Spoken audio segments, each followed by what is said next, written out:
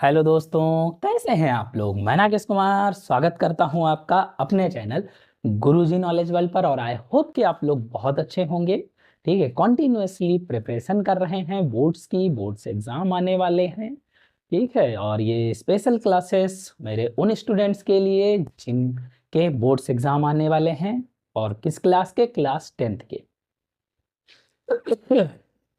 तो उम्मीद यही करता हूँ कि आप लोगों की प्रिपरेशन अच्छी चल रही होगी। मैं आपको मैथ्स पढ़ा रहा हूँ, इंग्लिश ग्रामर अब मैंने आपको पढ़ा दी है। कुछ भी अगर उसमें आपको लग रहा है कि कुछ बचा होगा तो आप मुझसे डायरेक्टली मैसेज कर सकते हैं on my social media, Facebook या इंस्टाग्राम पे। मैं या आप कमेंट बॉक्स में बता सकते हैं कि आपको कोई क्लासेस इंग्लिश में कुछ कोई क्लास रह गई है, या इंग्लिश में कोई किसी टॉपिक पर आप क्लास चाहते हैं, तो मैं वो क्लास भी आपको प्रोवाइड कर दूंगा। या मैथ्स में आप किसी अदर टॉपिक की क्लास चाहते हैं तो बता दूंगा। वैसे हाइट एंड डिस्टेंस ट्रिग्नोमेट्री मैंने आपको कंप्लीट पढ़ाई है, उसके बाद हाइट एंड डिस्टेंस पढ़ा रहा हूँ। होपफुली आज जो है लास्ट क्लास है, और कोशिश यही है कि हाँ, ये क्लास कंप्लीट होने के बाद में आप लोग नेक्स्ट चैप्टर जो भी पढ़ना चाहें वो कमेंट बॉक्स में कमेंट कर सकते हैं, ठीक। और यही आपकी बेसिक थिंग्स हैं, यही आपका बेसिक है जो आपको आने वाले कॉम्पिटिटिव एग्जाम्स के लिए भी प्रिपेयर करेगा। क्योंकि एसएससी में आपको एसएससी स्टाफ सिलेक्शन कमीशन, चाहे सीजीएल हो, सीएचएसएल हो, एमटीएस हो, सब में, या फेज 9 फेज 13 के अभी जैसे निकल गए तो फेज वाले एग्जाम्स हो, सभी में मैथ्स पूछी जाती है। और मैथ का लेवल जो होता है वो हाई स्कूल तक की ही मैथ होती है। यही सारे चैप्टर्स होते हैं, ट्रिग्नोमेट्री है, हाइट एंड डिस्टेंस है, इसके क्वेश्चंस भी उसमें आते हैं। तो अगर आप अभी हाई स्कूल में बेहतर तरीके से अगर पढ़ लेंगे, या जो लोग एसएससी सीजीएल वगैरह दे रहे हैं जिनका बेसिक क्लियर नहीं है, वो लोग भी मेरी क्लासेस देख सकते हैं। उनके लिए ये ट्रिग्नोमेट्री और हाइट एंड डिस्टेंस बेसिक अच्छे से क्लियर हो जाएगा। उसके बाद आराम से वो क्वेश्चंस को पलक झपकते ही सॉल्व कर लेंगे, ठीक है। सो क्लास स्टार्ट करने से पहले यही कहना चाहूँगा कि क्लास को लाइक करें, कमेंट करें और शेयर करें अपने फ्रेंड सर्कल में, जिससे वो लोग भी सब्सक्राइब करके चैनल को, ठीक है, बेल आइकन ऑन कर लें और मेरी क्लासेस को कंटिन्यूसली देखते रहें। So let's start. Last question आपका 12 नंबर क्वेश्चन था, तो उसके आगे से ही बताता हूँ। इसमें टोटल 16 नंबर ऑफ क्वेश्चन हैं, तो 4 ही क्वेश्चन बचे हुए हैं। वो चारों क्वेश्चन मैं आज ही आपको कंप्लीट करा दूंगा। तो question number 13, height and distance, exercise number 9.1, एक ही एक्सरसाइज है, चैप्टर 9 कह सकते हैं। यहाँ पे दिया हुआ है, देखो 13 नंबर क्वेश्चन दिया है। बिना देरी किए हुए स्टार्ट करते हैं कि as observe from the top of at 70 metre high lighthouse from the sea level, the angle of depression of the two ships are 30 and 45 degree, ठीक है। तो डिप्रेशन एंगल बन रहे हैं 30 और 45 डिग्री के। एक लाइट हाउस बना हुआ है, ये लाइट हाउस मान लिया। ये क्या कर रहा है, 2 शिप्स को देख रहा है, एक ऐसे यहाँ पे मान लिया और एक मान लिया यहाँ पे, ऐसे 2 शिप्स को देख रहा है। ज़्यादा नज़दीक हो गए इस तरीके से, ठीक है। तो एंगल ऑफ डिप्रेशन इसके बन रहे हैं ऐसे करके। तो ये वाला एंगल, यानी ये बाहर वाला बताया था ना कि आपको जेड बनेगा, तो ये वाला जो एंगल है ये, यही एंगल ये वाला होगा। तो ये बन रहा है 30 डिग्री। फिर और एक ये वाला एंगल, ये वाला एंगल, ये बन रहा है 45 डिग्री, ठीक है। तो ये यानी ये वाला एंगल कितना बन रहा है, ये यहाँ से ये ऐसे बनाएंगे तो ये भी जेड बनेगा, ठीक है। ये 45 डिग्री एंगल बन रहा है। If one ship is exactly behind the other on the same side of the lighthouse, यानी सेम साइड में है और एक के पीछे दूसरा है। Find the distance between the two ships, तो दोनों शिप्स के बीच की डिस्टेंस हमें पता करनी है। और लाइट हाउस कितना बड़ा है, 75 मीटर है। ये कितना है, 75 मीटर। इसकी डिस्टेंस कितनी है, मतलब इसकी हाइट जो है वो 75 मीटर है, क्लियर। एंड अब हमें क्या निकालना है, दोनों शिप के बीच की हाइट निकालनी। अब हमको यहां ये तो पता नहीं है कौन क्या है, क्लियर। तो हमें सॉल्व करना पड़ेगा। इसको इधर रख देते हैं और क्या स्टार्ट करते हैं। तो हम क्या करते हैं, इसको मान लें कुछ, इसको मान लें। अब दोनों में हमारे पास और तो कुछ नहीं, पहले तो इसको नंबरिंग दो, ए बी सी डी ऐसे करके। तो चाहे तो हम आपको आप यहां से यही मान सकते हैं, लेकिन कुछ ना कुछ मान लेते हैं। तो मान लिया ये एक्स में हो गया, ये वाई हो गया, ठीक है, यानी ये यहाँ से यहाँ तक की डिस्टेंस इसकी y मीटर हो गई और इससे की यहाँ से यहाँ तक की डिस्टेंस x मीटर हो गई। ठीक है, अब हम क्या करते हैं, पहले हम सेम वही थिंग, ये क्या है, परपेंडिकुलर हो बेस, परपेंडिकुलर हो बेस में क्या आता है, tan थीटा। ठीक है, यानी लंब और आधार में, तो यहां से लेंगे इन ट्रायंगल ABC, यहां से देखते हैं तो क्या हो लेंगे हम, tan theta, we use tan theta. यहां से tan थीटा क्या हो जाएगा, AB अपॉन में BC, यहां थीटा की वैल्यू क्या है 45 डिग्री, AB कितना दिया हुआ है 75 मीटर और BC कितना दिया हुआ है y मीटर। यहां से tan 45 की वैल्यू क्या होती है 1, ये 75 अपॉन में y, यहां से क्रॉस मल्टीप्लाई करेंगे, y की वैल्यू कितनी आ गई 75 मीटर, यानी इसकी वैल्यू क्या है 75 मीटर। हमें निकालनी है मेनली ये डिस्टेंस कि दोनों शिप के बीच की डिस्टेंस क्या है, एक सी शिप है एक डी शिप है, दोनों के बीच की डिस्टेंस यानी CD निकालना है। अब क्या करते हैं, अगेन दोबारा से हम अब किस में यूज करेंगे, इन ट्रायंगल ABD, ABD में tan थीटा लेंगे तो ये क्या हो जाएगा AB अपॉन में BD, यहां से सॉल्व करेंगे tan थीटा tan कितना है tan 30 डिग्री, AB कितना है 75 और BD दो पार्ट में है y और x, तो BC प्लस में CD लिख सकते हैं, तो BC की वैल्यू क्या है y प्लस x, ऐसे लिख लें। यहां से आगे सॉल्व कर लेते हैं, इधर यहां tan 30 की वैल्यू क्या होती है 1/√3, ये 75 हो जाएगा। यहां से देखेंगे y की वैल्यू कितनी दी हुई है 75 प्लस में x, यहां से क्रॉस मल्टीप्लाई करेंगे तो ये हो जाएगा 75 plus x is equal to 75√3, यहां से x की वैल्यू क्या हो जाएगी 75√3 माइनस 75, माइनस करेंगे तो ये 75 यहाँ कॉमन कर लेंगे, ये बचेगा √3 माइनस 1, यहाँ से सॉल्व करेंगे तो ये 75 ब्रैकेट में √3 की वैल्यू कितनी होती है 1.732 माइनस में 1, यहाँ से वैल्यू क्या आ जाएगी 75 मल्टीप्लाई 0.732, यहाँ से इसको सॉल्व कर लो तो ये हो जाएगा 5 2 जा 75 2 जा अगर मैं लेता हूँ तो होता है 150। ठीक है, डायरेक्ट कर लेते हैं 150, तो 150 का 0 हो गया, 15 कैरी आ गया, 75 3 जा कितना होगा 225, 225 में अगर मैं 15 ऐड करूंगा तो कितना बन जाएगा 240।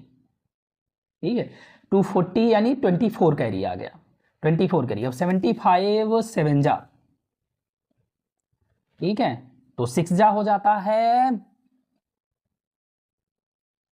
600, 600 और फिर एक और 675, 675 ये हो गया और कितना कैरी मिला 24, तो 675 में अगर 25 ऐड कर देते तो 700 हो जाता है, यानी एक का मल यानी 699, 699 पॉइंट कहाँ पे है 1 2 3 1 2 3 यानी 69.940 मीटर, ये आ गई x की वैल्यू।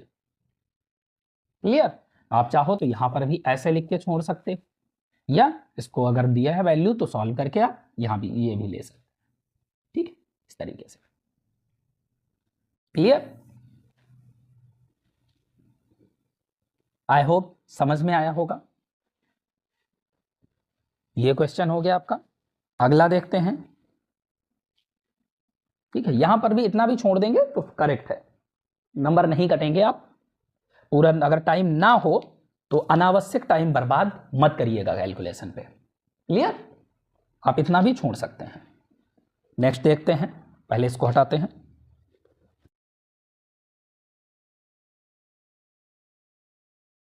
अगला क्वेश्चन कहाँ गया, ये रहा क्वेश्चन नंबर 14। तो पहले इसको इरेज कर दें, स्क्रीनशॉट आपने ले लिया होगा अगर जरूरत होगी तो, और समझ में आ गया है तो कोई नीड नहीं।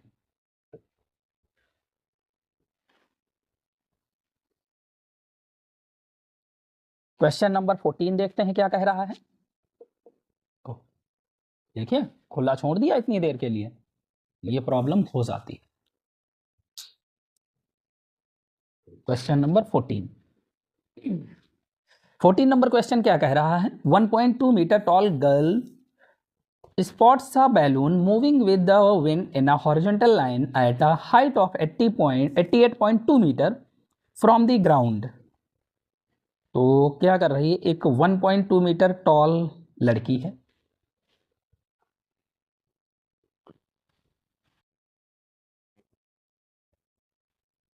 ये 1.2 मीटर टॉल लड़की हो गई, ठीक है, कितनी बड़ी तो लड़की हो गई। फिर क्या कह रहा है, spots a balloon moving with the wind in a horizontal line at a height of 88.2 metre और the angle of elevation of the balloon from the eyes of the girl at any instant is 60 degree and after some time the angle of elevation reduces to 30 degree। Find the distance traveled by the balloon during the interval। तो means ये है कि पहले 30 था फिर 60 हो गया, तो एट 1.2 मीटर तो लॉन्ग ये लड़की हो गई। इसके बाद में ये बैलून को देख रही है, तो यहाँ से आंखों से देखेगी, तो पहले एंगल कितना था, बैलून उड़ रहा है, उड़ते उड़ते एंगल कैसे बना, ये पहले एंगल इसने कहा है कि पहले जो एंगल था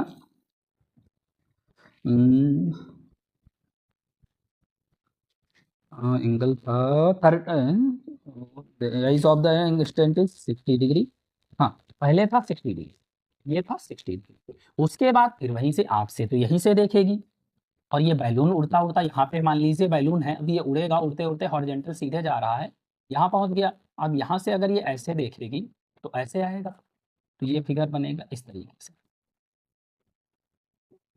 ठीक है, ऐसे, ठीक। अब कहा क्या गया है कि ये जो हाइट बन रही है ये 88.2 मीटर है, और हाइट कहाँ से ली जाएगी, हाइट तो ली जाएगी लड़की की हाइट पूरी ज़मीन से ली जाएगी, ज़मीन से इतना ऊपर है, तो ये पूरी की पूरी हाइट की बात करूं तो ये है आपकी 88.2 मीटर, ठीक है। अब इतनी कितनी है, ये 1.2 मीटर है, तो इसमें से 1.2 माइनस करोगे तो कितना बचेगा बताएं, अगर 1 माइनस करेंगे 87 बचेगा, 1.2 माइनस करेंगे सॉरी 88.2 से 1.2 माइनस करेंगे तो 87 बचेगा। ये कितनी मीटर है, 87 मीटर है, कहाँ से, यहाँ से 87 मीटर हो गई, क्लियर।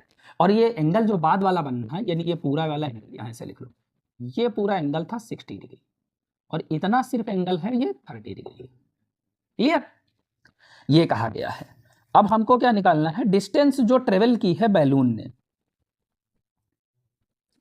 तो बैलून पहले कहाँ पे था और फिर वहां से यहाँ, यानी यहाँ पे बैलून पहले होगा इसके, फिर यहाँ से ये यहाँ चला गया, तो हमें ये वाली डिस्टेंस निकालनी है, क्लियर। अब इसकी मार्किंग कर लेते हैं, यहां से ए बी सी डी ई, नीचे का कोई मतलब नहीं, ये इसकी मार्किंग हो गई।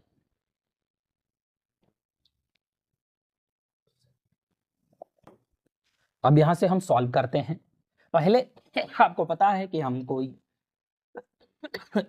ये पूरा बन रहा है, पहले इतना ले लेते हैं, तो इन ट्रायंगल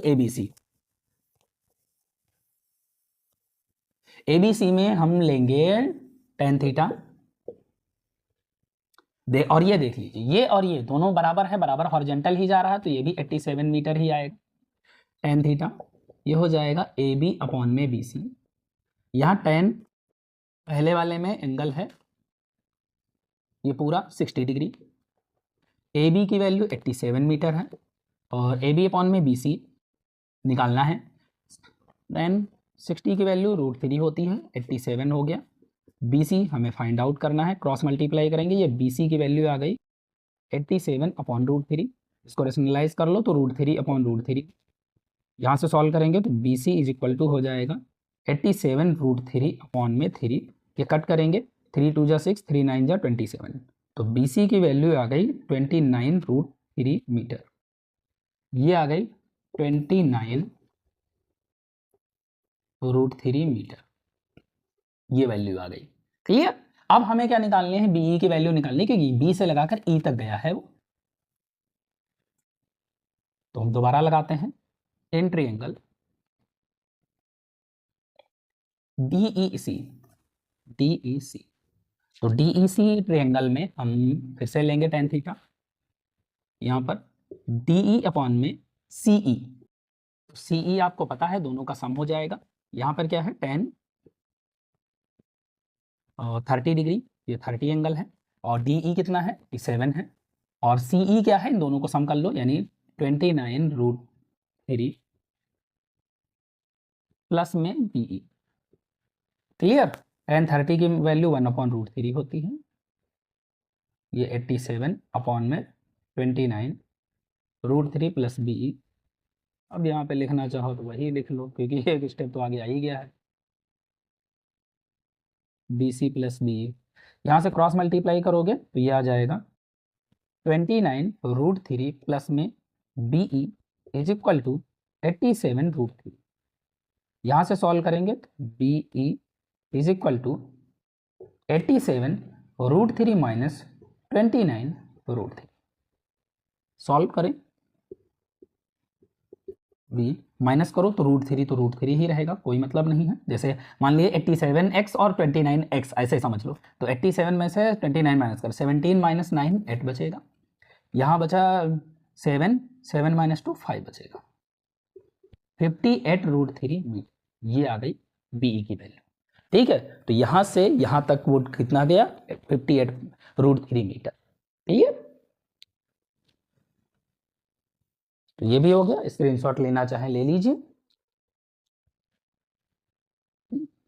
ले लिया, चलिए आगे देखते हैं।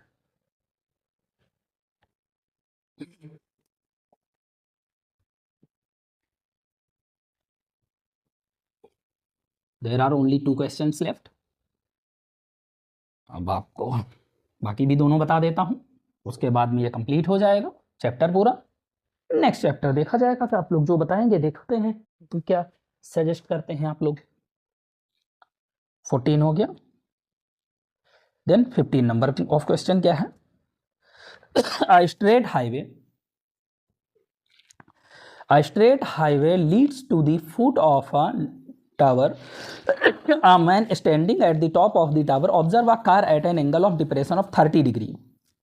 टावर के ऊपर एक आदमी खड़ा है, वो देख रहा है भाई कार को आते हुए 30 डिग्री डिप्रेशन ऑफ एंगल से, which is approaching the foot of the tower with a uniform speed, यानी स्पीड उसकी सेम है।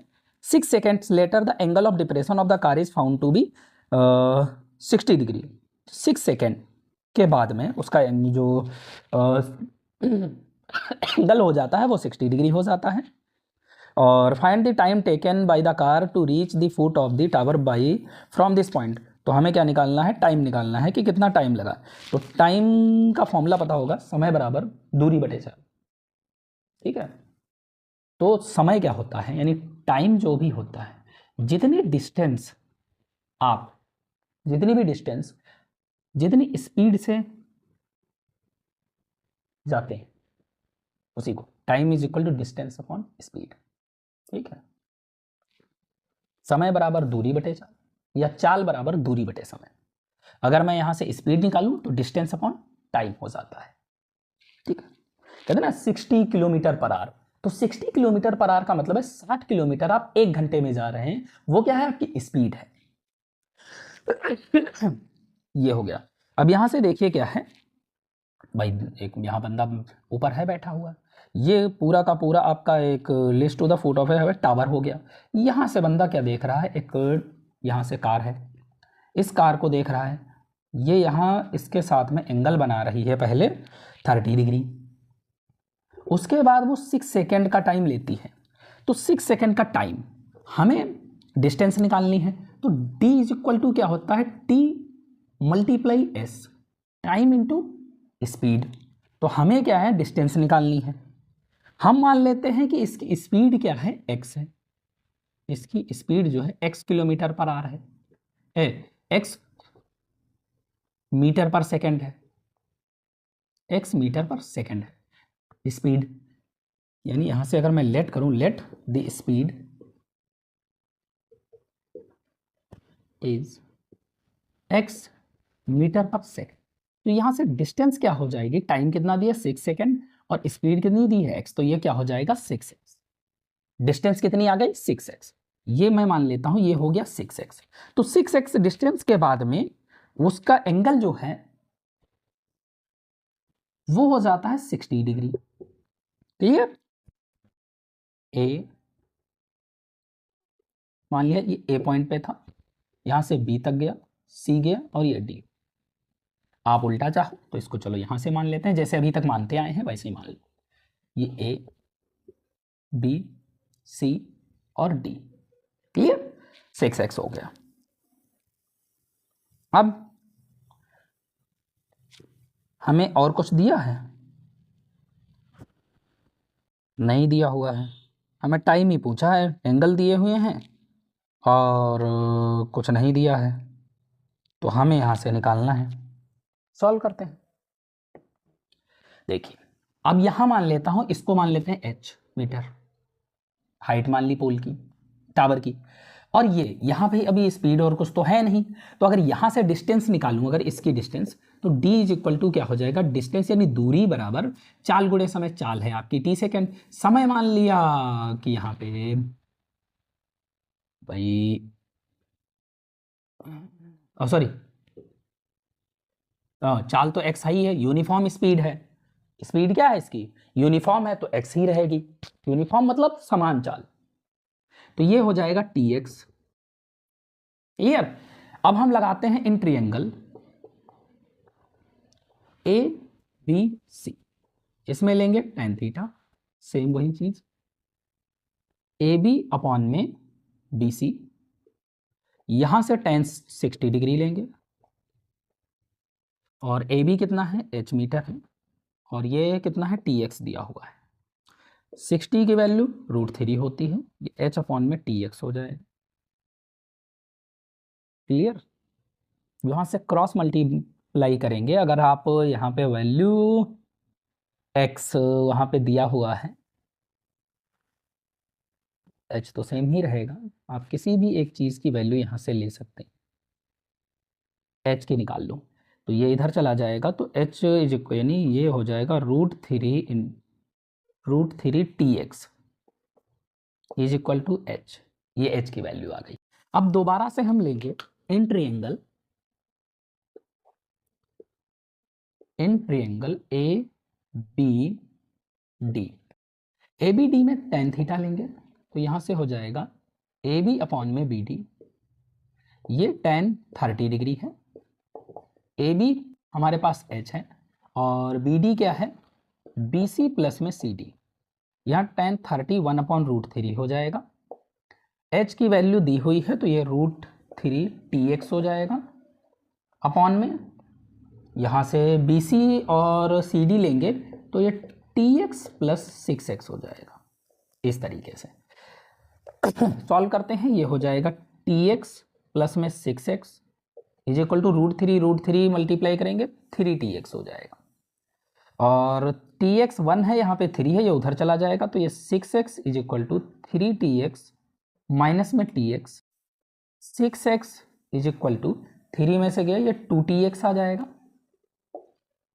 यहाँ से सॉल्व करेंगे तो कट कर लो, x से x चला गया, 2 3 जा 6, यानी t की वैल्यू आ गई 3, यानी टाइम कितना लग रहा है 3 सेकेंड।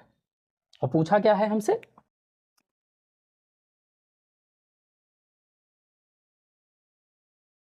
हाँ यही तो पूछा था, टाइम ही तो पूछा था कि फूट तक पहुंचने में कितना टाइम लगेगा, तो बस टाइम कितना लग रहा है 3 सेकेंड लग रहा है, दैट्स इट, आ गया आंसर। क्लियर? आप स्क्रीनशॉट ले लीजिए, जिसको लेना है ले लीजिए, मैं रेज करता हूं, ठीक है। ये भी क्वेश्चन कंप्लीट हो गया, it's very easy. Time speed and distance आपने ये पढ़ा होगा अर्थ में, ठीक है। और ये टाइम स्पीड एंड डिस्टेंस के काफ़ी अच्छे क्वेश्चंस आते हैं, time and work, time speed and distance, इसके एसएससी में अच्छे क्वेश्चंस पूछे जाते हैं, और ये एसएससी जीडी में भी पूछे जाते हैं, क्योंकि ये अर्थमेटिक का टॉपिक है, यानी एलिमेंट्री मैथ का। लास्ट क्वेश्चन है 16 नंबर, बस इसके बाद में आपका ये चैप्टर खत्म है। तो ये कह रहा है the angles of elevation of the top of a tower from 2 points at a distance of 4 metre and 9 metre. तो एक टावर हो गया 4 मीटर एंड 9 मीटर, ठीक है। तो 4 मीटर और 9 मीटर से from the base of the tower in the same straight line with it are complementary. Complementary angle आपको पता होगा क्या होता है, जिन दो एंगल का सम 90 डिग्री होता है उनको कॉम्प्लीमेंट्री एंगल कहते हैं, ठीक है। और जैसे angle A plus angle B is equal to 90 degree, it's complementary angles, ठीक है। और जिन दो एंगल का सम 180 डिग्री होता है that is called supplementary angles, ठीक है। तो यहां पे कॉम्प्लीमेंट्री एंगल दिया गया है, एक 4 मीटर पे एक 9 मीटर पे। तो ये 4 मीटर हो गया और ये टोटल आपका 9 मीटर हो गया, यानी 4 ये है तो ये 5 मीटर हो गया, ऐसे करके ए बी सी डी, ठीक है। Prove that the height of the tower is 6 metre. हमें हाइट, जो टावर की हाइट है वो प्रूव करना है। प्रूव क्या करना है कि h is equal to 6 metre, h मान लो या इसको ए बी मान लो, ए बी ही रखो, A B is equal to 6 metre. Prove करते हैं, कहने का मीन्स यही है कि हमें ए बी की हाइट निकालनी है यहां से, और कॉम्प्लीमेंट्री एंगल है तो ये थीटा मान लो, इसको 90 माइनस थीटा मान लो, ठीक है भाई। ये थीटा रहेगा, आगे चल के तो कुछ कम ही होगा, तो 90 माइनस थीटा हो गया। अब हम अगर एंगल लेते हैं इन ट्रायंगल, कोई भी मान सकते हो, इसको थीटा माना है उसको भी थीटा मान सकते हो, doesn't matter, A B C. तो tan theta A B upon में बी सी, यहां से tan 90 minus theta, A B की वैल्यू कितनी दी हुई है, ए बी ही रखते हैं, हम एच नहीं लेंगे, ठीक है। और बी सी की वैल्यू कितनी है 4, tan 90 माइनस थीटा क्या होता है cot theta, A B upon 4, ठीक है। ये ऐसे रख लो यहां से, और दूसरा हमें ले लेता हूं इन ट्रायंगल, इसकी इक्वेशन बना लेते हैं पहले, in triangle A B D. तो यहां से अगर मैं सॉल्व करूंगा तो पूरा 9 तो दिया हुआ है, कोई इसको 5 लिखने की नीड नहीं है। tan थीटा ये वाला लेंगे is equal to A B upon में बी सी प्लस में सी डी, यानी ये tan थीटा आ जाएगा आपका ए बी, तो ए बी ही रहेगा, और बी डी आपका जो है वो बी सी प्लस ये है, अरे बी सी क्या लिखना है यहाँ पे, सीधे लिखिए आप बी डी, जो कि हमारे पास 9 दिया हुआ है, ए बी अपॉन में 9, ठीक है। अब अगर मैं इसको लिखूं tan थीटा को, अगर इसको मैं सॉल्व करता हूं तो tan थीटा होता है 1 upon cot theta, sorry 1 upon sorry cot theta होता है 1 अपॉन tan थीटा, और यहां पर भी tan थीटा दिया हुआ है। अगर मैं इसको सॉल्व करूंगा तो मुझे ए बी की वैल्यू पता चल जाएगी। इसको भी अगर मैं tan थीटा में बना लूं या इसको मैं cot थीटा में बना लूं, दोनों ऑप्शन है, चाहे इस इक्वेशन को बना लो चाहे इस इक्वेशन को बना लो। इसको मैं लिख लेता हूं, ये हो जाएगा 1 अपॉन tan थीटा। तो यहां से अगर मैं सॉल्व करूंगा तो ए बी अपॉन में 4 आ जाएगा, क्रॉस मल्टीप्लाई करो यहां से भी, अगर तो यहां से करोगे 4 1 जा 4, ये ए बी tan थीटा ये हो जाएगा A B tan theta is equal to 4, यहां से लिखोगे तो हो जाएगा, क्रॉस मल्टीप्लाई करोगे तो A B is equal to 9 tan theta, ठीक है।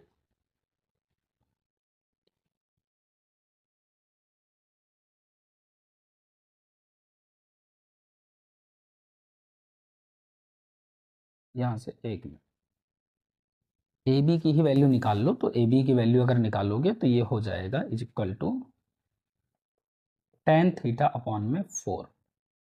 ये इक्वेशन 1 होगी, ये इक्वेशन 2 हो गई, दोनों इक्वेशन को कंपेयर कर लेते हैं। तो ए बी की वैल्यू जो दी हुई है ये यहाँ है आपकी tan थीटा अपॉन में 4 is equal to 9 tan theta,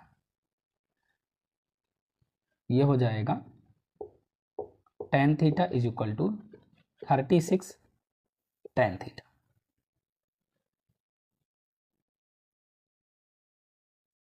कुछ गड़बड़ हो गया क्या लग रहा है दोस्त?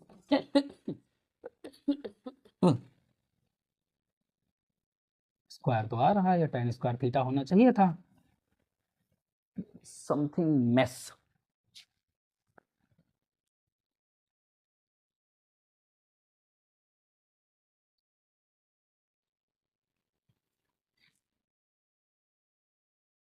ए B is equal to 9 tan theta, और पहली वाली इक्वेशन क्या थी?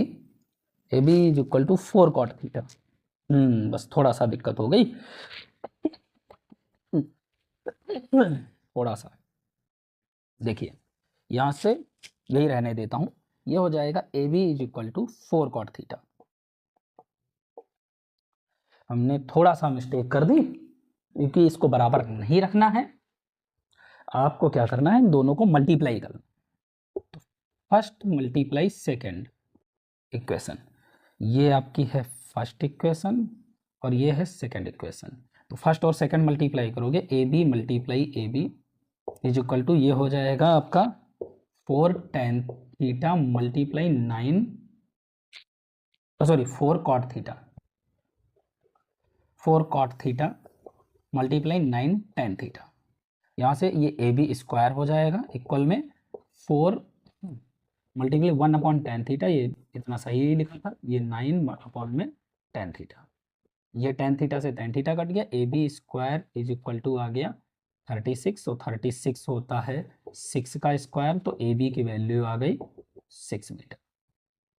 ठीक है, थोड़ा सा कंफ्यूजन हो गया था, इक्वल नहीं रखना था, ए बी की वैल्यू यहाँ से वहाँ से दोनों बराबर मैंने रख दी, दोनों को मल्टीप्लाई करना है। ठीक है, क्योंकि वो 36 आ तो रहा था, लेकिन वो इक्वल में रख दिया था इस वजह से, क्योंकि इक्वल में अगर आप ये रख देंगे तो 4 cot theta is equal to 9 tan theta आ जाएगा, लाइक दैट। दोनों को मल्टीप्लाई करके ये आ गया, तो A B is equal to 6 metre आ गया। तो यहाँ पे लिख देंगे हेंस प्रूव्ड, यहाँ ये कंप्लीट हो गया, प्रूफ हो गया कि हाँ ए बी की वैल्यू जो है वो क्या है, 6 मीटर है, यानी टावर जो है वो 6 मीटर का है। क्लियर, ये आपके क्वेश्चंस थे, तो ये height and distance topic complete हो गया। आई होप कि आपको समझ में आया होगा। सो थैंक यू बने रहने के लिए। ठीक है, और अगर क्लासेस अच्छी लग रही हैं तो लाइक करें, कमेंट करें, शेयर करें, और बाकी अदर क्लासेस की प्लेलिस्ट आपको मिल जाएगी डिस्क्रिप्शन बॉक्स में। So thank you friends, have a nice time.